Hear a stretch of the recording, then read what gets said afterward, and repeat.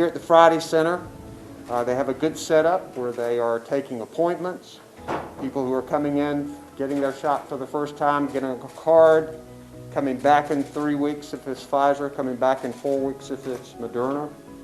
Our goal is to make sure that we distribute all of the vaccine that's been allotted to us by the federal government, and to be able to look at them and say, we want a lot more. Remember, just 1 month ago, there was no vaccine here in North Carolina, and now look at us.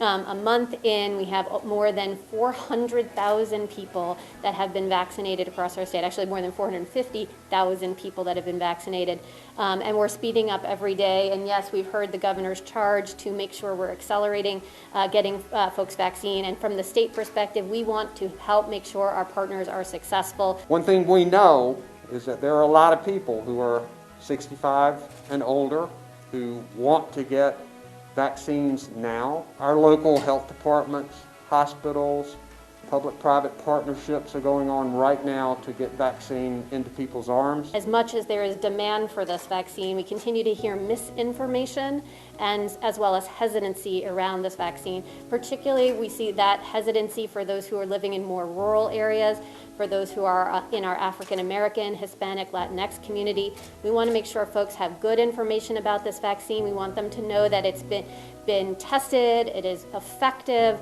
that you cannot get COVID from the vaccine. So it's important to get good information about this. And we're going to work on continuing to improve our operations so everyone ultimately can have access to this vaccine. We have moved over the 8,000 mark of North Carolinians who've lost their lives to this cruel virus. Until we can get enough people vaccinated and until there's enough vaccine manufactured, we still have to take preventive steps. Wearing masks, staying socially distant, being responsible. This is just critical to help us slow the spread, particularly until we can get this vaccine distributed across the state.